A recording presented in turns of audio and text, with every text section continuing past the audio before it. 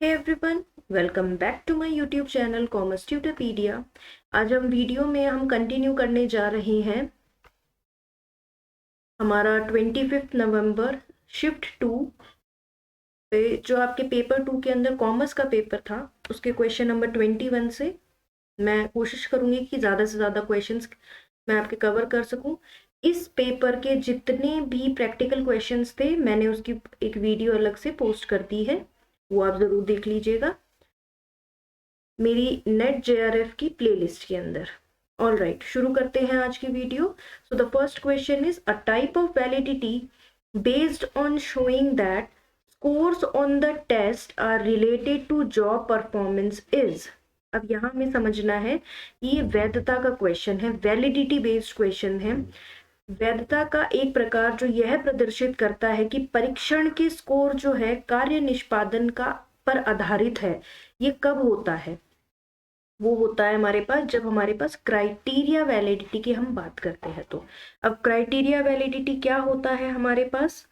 is a type of validity based on showing that scores on the test are related to job performance. It means demonstrating that those who do well on the test also do well on the job. अब criteria validity यह demonstrate करती है कि जिसने test में marks अच्छे लाए होंगे वो जॉब में भी काम अच्छा करेगा, उसको हम क्या बोलते हैं? क्राइटेरिया वैलिडिटी बोलते हैं। ठीक है, अब आपके पास टाइप्स ऑफ क्राइटेरिया वैलिडिटी मैं आपको एक बार बता देती हूँ। अगर आपको वैलिडिटी के ऊपर क्वेश्चंस चाहिए, पूरा का पूरा वीडियो चाहिए, तो आपको मुझे कमेंट बॉक्स में कमेंट करना होगा। तो टाइप्स ऑफ क्राइटेरिया वैलिडिटी क्या होता है आपके पास? पहला होता है प्रेडिक्टिव वैलिडिटी, ठीक है। दूसरा होता है concurrent validity, concurrent validity.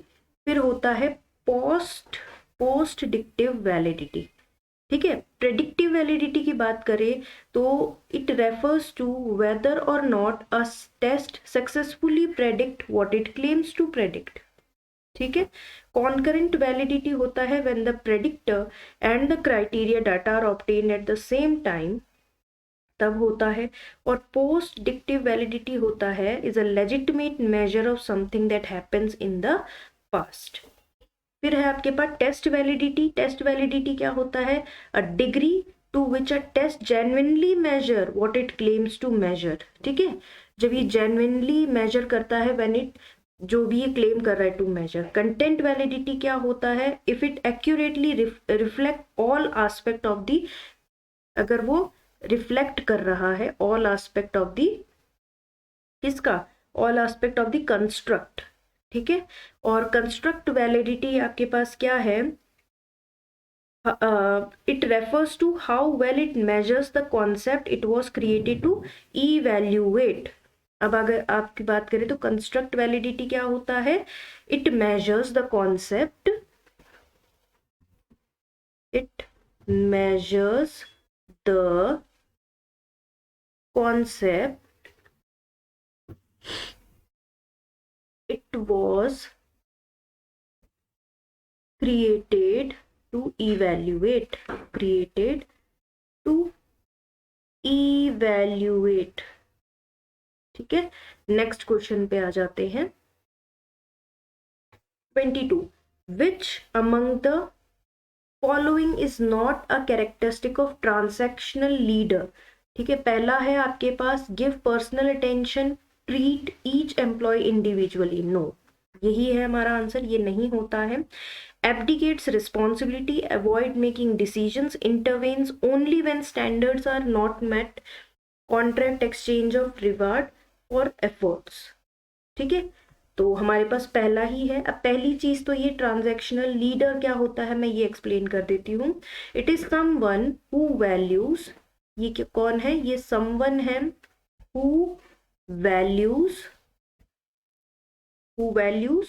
order and structure, ठीक है। जो वैल्यू करता है ऑर्डर एंड स्ट्रक्चर का। They are likely to be in charge of military operations, जो ऐसे होते हैं ना, जो procedure to meet the deadline type होते हैं। और ये लोग क्या करवाते हैं? हर काम ऑर्डरली मैनर से करवाते हैं। जहां पर भी क्रिएटिविटी और न्यू आइडियाज की बात होती है वहां ट्रांजैक्शनल लीडर्स नहीं अच्छे होते हैं, और ये जो ट्रांजैक्शनल लीडर्स होते हैं ये जो रिजल्ट्स के ऊपर क्या करते हैं, ये रिजल्ट्स के ऊपर ज्यादा ध्यान देते हैं। ठीक है,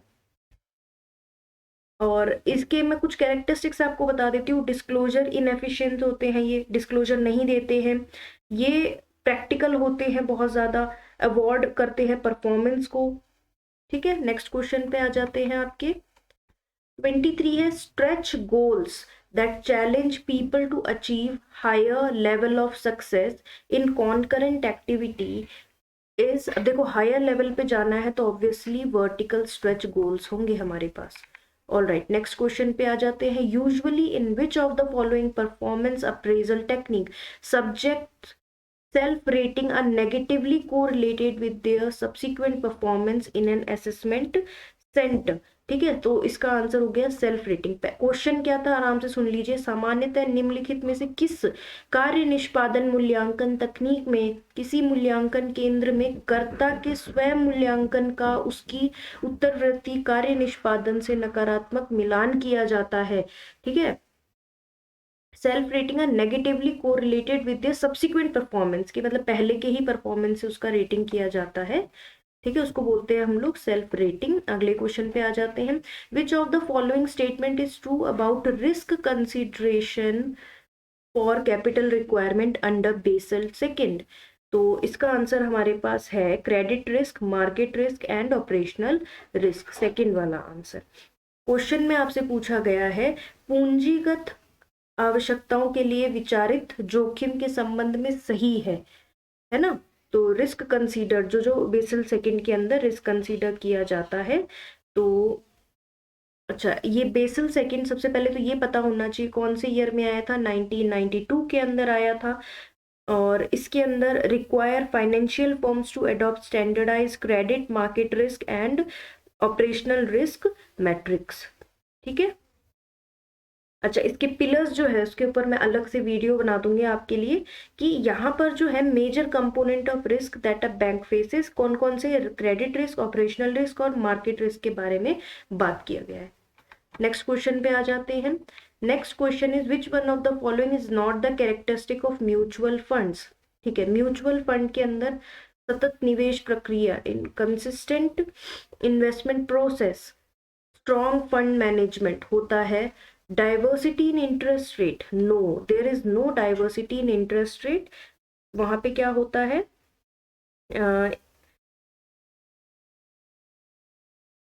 variation in interest rate is not included. ठीक है, आगे आ जाते हैं आपके पास। Which one of the following statement is false, false बतानी है जो गलत है आपके पास। Capital market is a market for medium and long term funds, ये तो बिल्कुल ठीक है। GDR is a negotiable instrument issued by US bank, नहीं, यूएस बैंक तो एडीआर इशू करता है ना। ये एक नेगोशिएबल बिल जरूर होता है लेकिन it is not issued by US bank, ADR issue करता है यूएस बैंक। ठीक है, अब इसके बारे में अगर हम पढ़े तो इनको इंटरनेशनल डिपॉजिटरी रेसिप्ट भी बोलते हैं हम लोग। ठीक है, अब ये चीज देख लेते हैं हम, आगे आ जाते हैं इन क्वेश्चंस के ऊपर। नेक्स्ट, अच्छा तो इसका आंसर हमारे पास क्या है, सेकेंड क्वेश्चन है। ऑल राइट, हम लोग नेक्स्ट क्वेश्चन पे आ जाते हैं 28 के ऊपर। विच one of the following is not the services provided under NBFC. NBFC बहुत इंपॉर्टेंट टॉपिक है, इसके ऊपर हर बार क्वेश्चन आता है, आपको देखना है। ठीक है, तो इनमें से कौन सा वाला नहीं है पार्ट। लीजिंग सर्विसेज देता है, एसेट मैनेजमेंट सर्विसेज देता है, म्यूचुअल बेनिफिट फाइनेंस सर्विसेज भी देता है, लेकिन इम्प्लीमेंटेशन और मॉडर्नाइजेशन का कोई काम नहीं है। ठीक है, पहली चीज तो ये कि ये किसके अंडर रजिस्टर्ड होता है, कंपनीज एक्ट 1956 के अंदर, और ये एंगेज्ड होता है in business of loans and acquisition of shares by government and local authority, hire purchase, insurance business, chit fund business, leasing. ठीक है,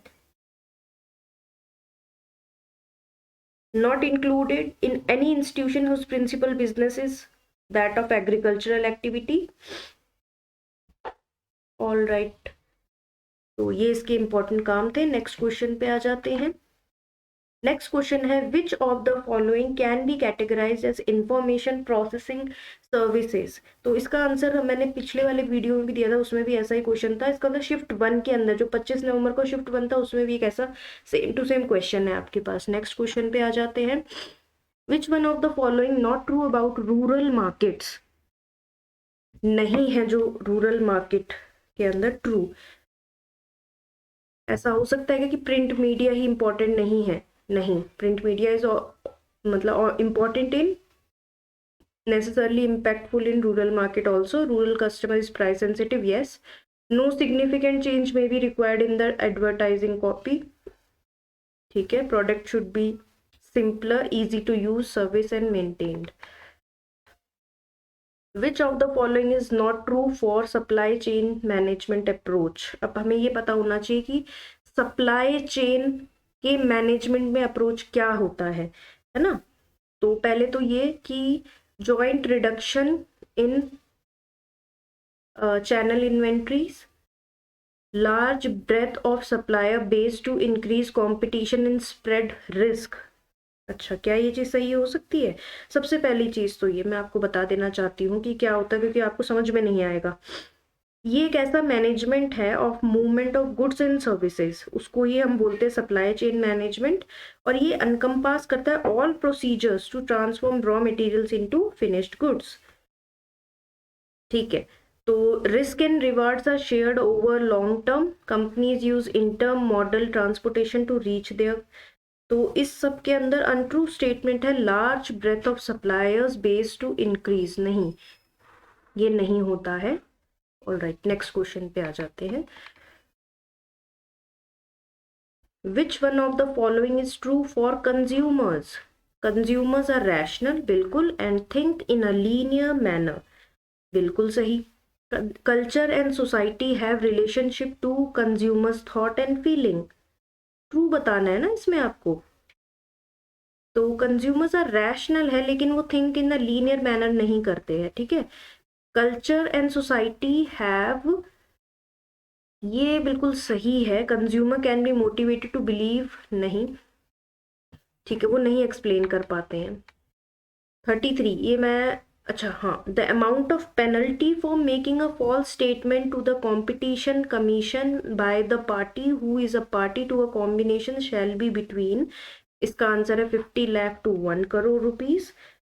ठीक है, और ये चीज हमें किस सेक्शन में गिवन है ये आपको पता होना चाहिए। It is given in the section 44 of the competition act 2002। Competition act कब आया था? 2002 के अंदर आया था आपके पास। ठीक है, 50 lakh to 1 crore rupees.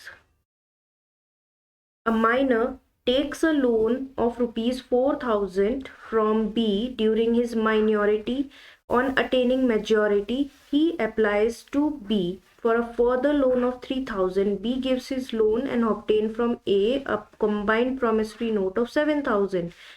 This is considered as a valid contract. अब क्यों वैलिड कॉन्ट्रैक्ट है मैं ये एक्सप्लेन करने की कोशिश करती हूँ। पहली चीज तो ये,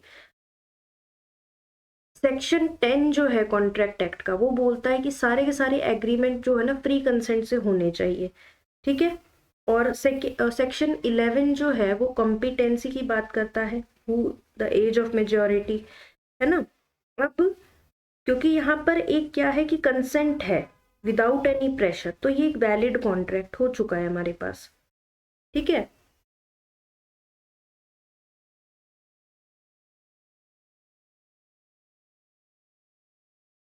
और उसने मेजोरिटी वो कर ली थी, अटेन कर ली थी, तो फिर तो वैसे ही वैलिड कॉन्ट्रैक्ट हो जाता है। केवल माइनॉरिटी आती है उसको इनवैलिड मत करके आ जाना, पढ़ना क्वेश्चन को। नेक्स्ट क्वेश्चन है which among the following essence of the information technology act is not a correct statement.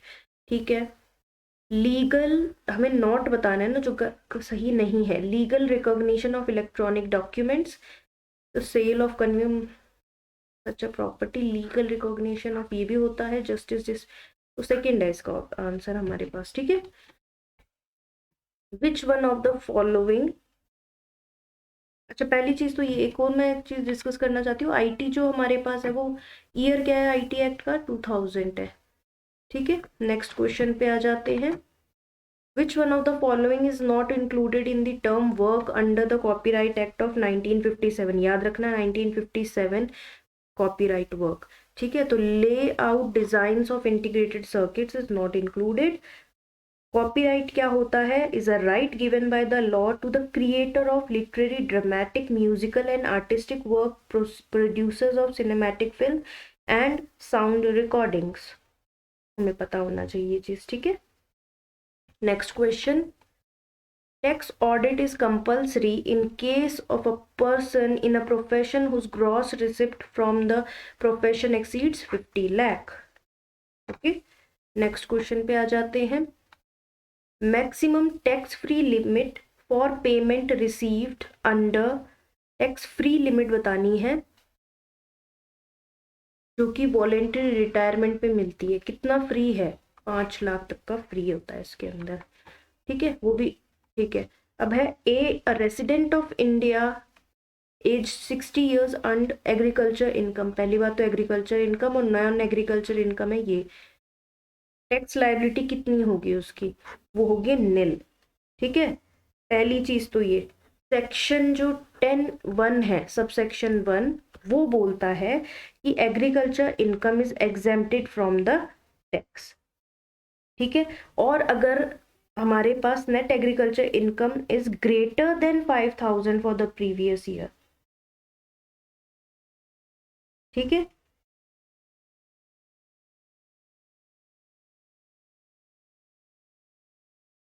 total income excluding net agricultural income surpasses basic exemption limit. 2,50,000 for individual दे रखा है below 60 years.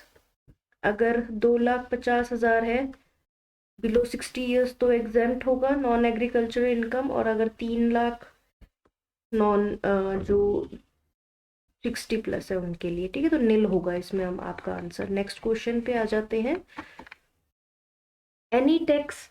any planning of tax which aims at reducing tax liability in legally recognized permissible way, अगर आप बात करें permissible वे के अंदर, उसको हम बोलते हैं टैक्स अवॉइडेंस. अब टैक्स अवॉइडेंस और टैक्स इवेजन बहुत इंपॉर्टेंट है, दोनों के बीच में डिफरेंस पता होना चाहिए. बहुत ही थिन लाइन होती है. ये एक तरीके से लीगल वे होता है, ये एक तरीके से इलीगल वे होता है. चलिए आज इतने ही करते हैं, और मैं क्वेश्चंस लेके आती हूँ आपके लिए नेक्स्ट वीडियो में. Till then do like share and subscribe Commerce ट्यूटोपीडिया.